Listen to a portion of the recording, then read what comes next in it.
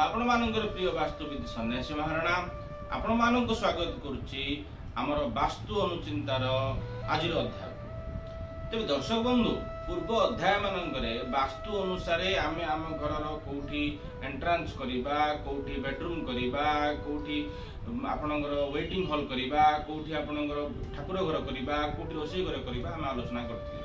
आज अध्याय दर्शक बंधु आम आलोचना करवा आम घर टॉयलेट बा शौचालय विषय। तेज दर्शक बंधु प्राय लोक मानकर मन में संदेह थाए जे आमे घरे शौचालय खंडे केउंठी करवा शौचालय केमिति करवा दरकार कौन हवा दरकार आज ताहार संक्षिप्त आलोचना रे आमे आपनको जणे रखिबाकू चाहिबू कोठी केमिति कोन आपण शौचालय करिवे। दर्शक बंधु आपण चिंता करंतु आपणकर घर रे शौचालय केबे हेले मध्य उत्तर पूर्व ईशान्य कोण रे करिवे नाही किंबा जदि आपण टॉयलेट करूचंती केबे भी आपणकर टॉयलेट टिकू आपण माने पूर्व मुह करी बसिबे नाही। ता सहित चेष्टा करिवे घरर वायव्य कोण रे टॉयलेट करिबा पई वायव्य अर्थात उत्तर पश्चिम कोण रे करिया पई प्रयोजन करिवे।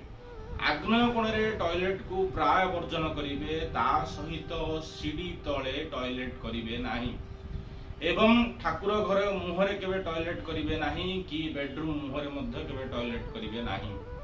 जो माने अटैच टॉयलेट करंती प्राय तो आपण माने प्रिफर करंतु वायव्य कोण को सेठी टॉयलेट करंतु। ता सहित सेप्टिक टैंक उपरे बा टैंक उपरे केबे भी आपण टॉयलेट करिवे नाही।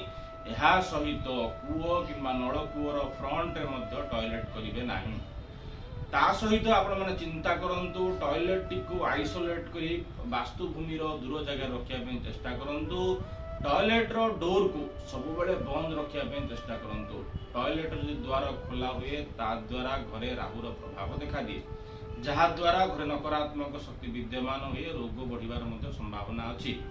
वैज्ञानिक मत को पाथय करी जेतबेले आमे टॉयलेट खंडे करू सेते बेले आप माने सब बेले प्रिफर करंतु टॉयलेट रे जेमिति आलोक एवं वायु गतागत होबार संपूर्ण सुविधा थिबो। टॉयलेट रे आपण वायु आसीबा पई बा आलोक आसीबा पई उत्तर पूर्व दिशाटा को इंडिकेट करंतु। आपण सब बेले चेष्टा करंतु दक्षिण मुह हेकी किंबा उत्तर मुह हेकी बाथरूम बसिबा पई। आपण माने केबे हेले मध्य पूर्व मुहा करिवे नाही ताहा द्वारा सूर्यनारायण को प्रभाव घर ऊपर रहे।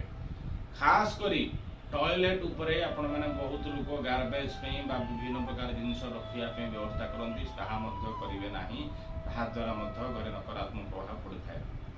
टॉयलेट रो फ्रंट रे सब बेले आलोकर व्यवस्था करिवे एवं आलोक लगाया पे चेष्टा करिवे।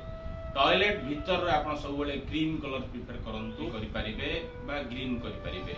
ब्लैक टॉयलेट केबे करिवे नाही कलार प्रयोग टॉयलेट रे केबे करिवे नाही। ता सहित टॉयलेट भितरे 3 रु अधिका बा 2 रु अधिका बाल्टी रखिवे नाही गोटी ही बाल्टी प्रिफर करिवे। जदि पारुछंती 2टी बाल्टी आपण रखि परिबे। टॉयलेट रो डोर सब बेले बंद कर रखंतु ताहा द्वारा घरे सकारात्मक शक्ति बढ़ी थाए। आपण माने गोटे जिनिस मन रखंतु प्राय लोक टैंक ऊपर टॉयलेट करंती सेइथरु दूरे रुहंतु। टैंक टॉयलेट को मिनिमम 5 फुट बा 6 फुट दूरता रहिबा विधेय।